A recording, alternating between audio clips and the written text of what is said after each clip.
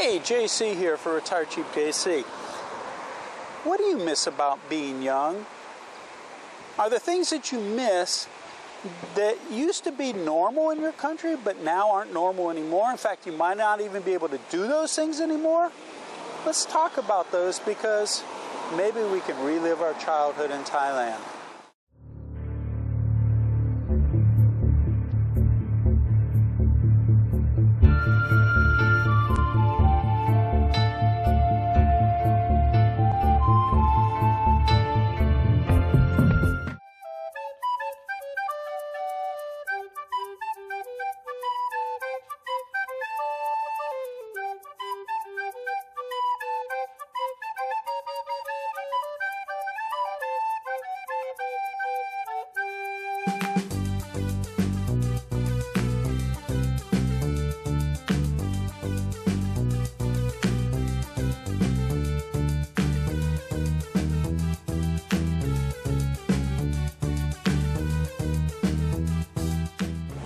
Sawasdee krap.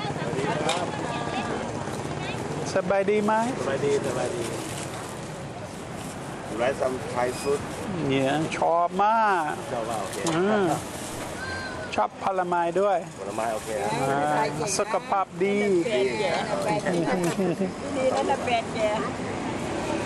ดีจอย อ๋อขอบคุณครับ แอปเปิ้ล ไม่เอาครับ สับปะรดอย่างเดียว อันเดียว น้ำตาลกระตุกเลยค่ะ สำหรับคุณ บอกว่าจะตากระตุกเลยฟักให้เลย ทำไมสีเขียวเยอะ ฝรั่งบวย ๆฝรั่งอะไรฝรั่ง กระจายแย่แล้วว่าเขาเป็นฝรั่ง ขอบคุณมากครับ Pineapple! Nat's unhappy. She only had one today.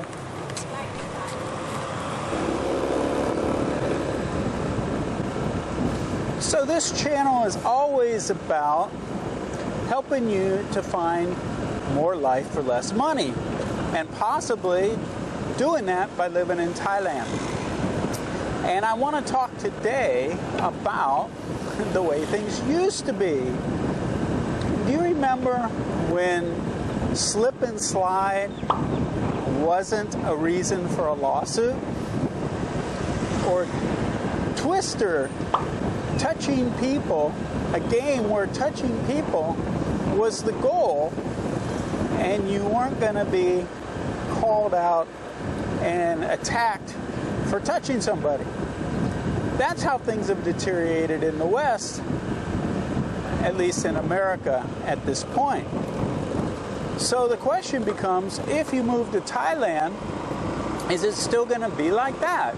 Or can you do things like you used to do and have a life like you used to have as a child? I mentioned in a previous video about relationships and how relationships are more like they were in the past when you're living in Thailand. How you can still talk to people and be normal, be a guy, and women can be women, which isn't so much the case anymore in the West. There's a lot of political correctness now. But what I wanted to talk to you about today was some of the other aspects of living in Thailand that are a lot like it was when I was a kid. I've said one of the reasons I really like living here is because it's more like it was when I was a kid. And what I mean by that is that there's more freedoms now, not just for us, but as you look around and you look at other people, they have more freedom. I remember as a kid, I was able to stay out at night playing hide and go seek with my friends until dark, and then I needed to be in. We could play hide and go seek in the neighbor's yard, and nobody would call the police or shoot you. And now you see people bringing their kids to work at these places, and the kids wander around. You see the kids wandering around at the beach. And there's not that fear mentality like there is in the West. And that's refreshing, that it's not a fear-based society yet. There's also, I did a video for YouTube about just because you can doesn't mean you should. And so there's a lot of freedoms that you have the opportunity to pursue, but I don't really recommend doing them.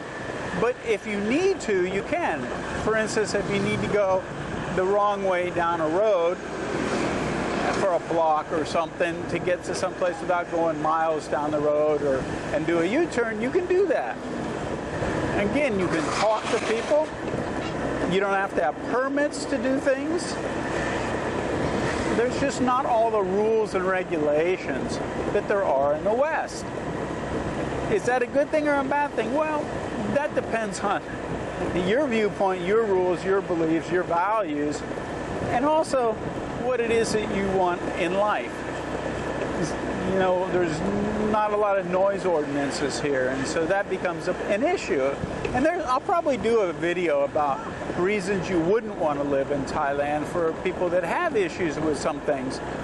But for the most part, all the freedoms are a good thing.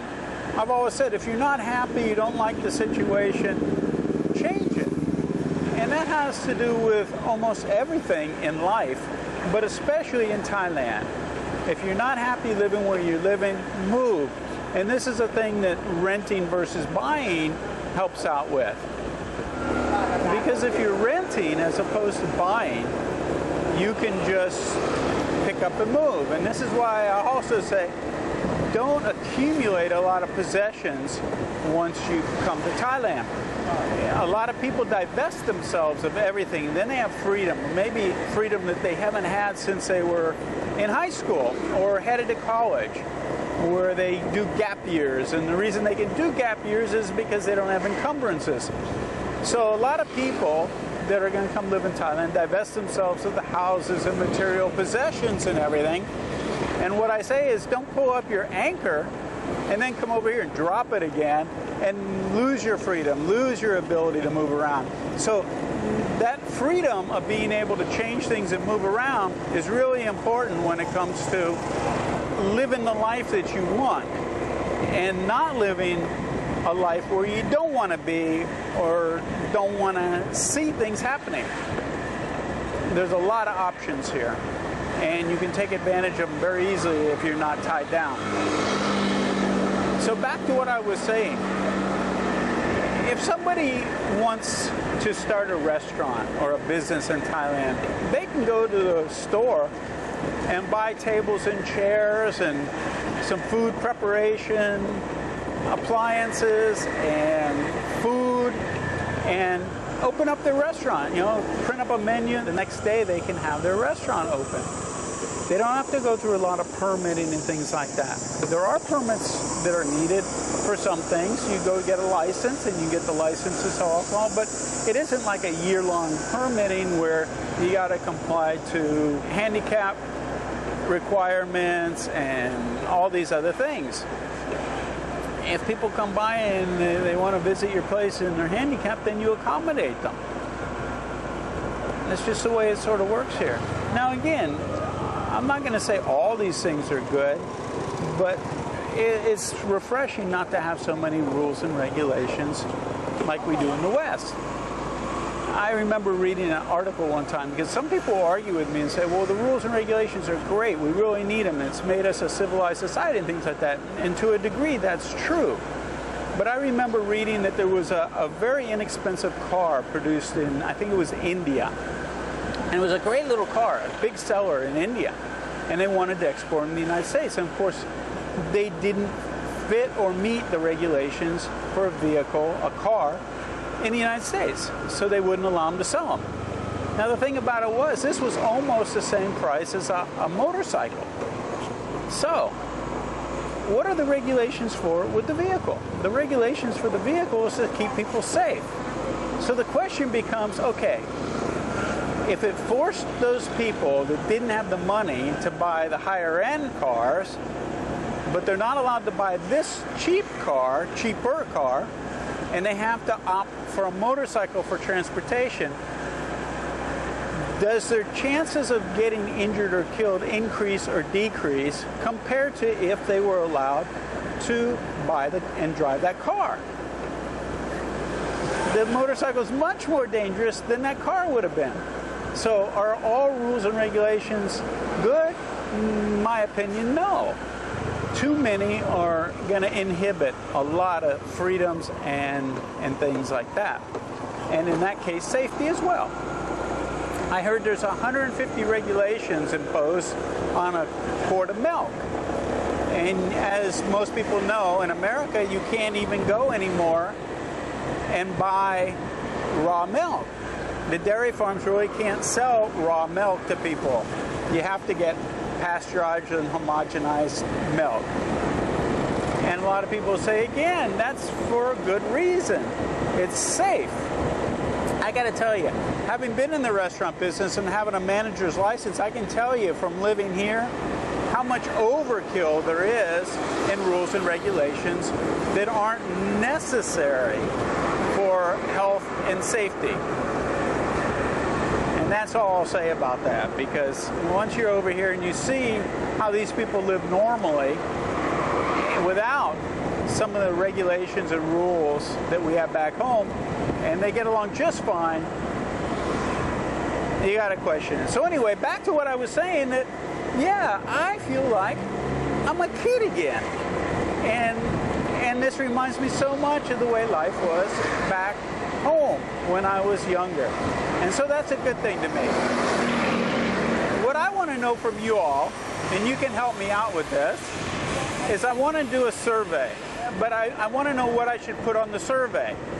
So I want to know what your reasons, most important reasons are of why you'd want to live in Thailand. Is it about political correctness, about relationships? Of course, probably a lot of it is about the money, but I want to know what the other issues are that you're not happy with back in the West. So in the comments, put what you're not happy about in the West and what your reason is for wanting to come live in Thailand, okay? Hope this has been helpful and entertaining. And remember, when it comes to living your life as it was when we were young and had fun and life was enjoyable and not everybody was grouchy and angry, there's always an option. See ya. JC out. Hey, JC here. If you like that video, make sure to give us a thumbs up and subscribe to our channel here. Also, we have another video up here you're going to be really interested in watching as well. And if you're looking for all the details of how to retire in Thailand in one place, plus a group of people to support you, check this out over here. Give it a click.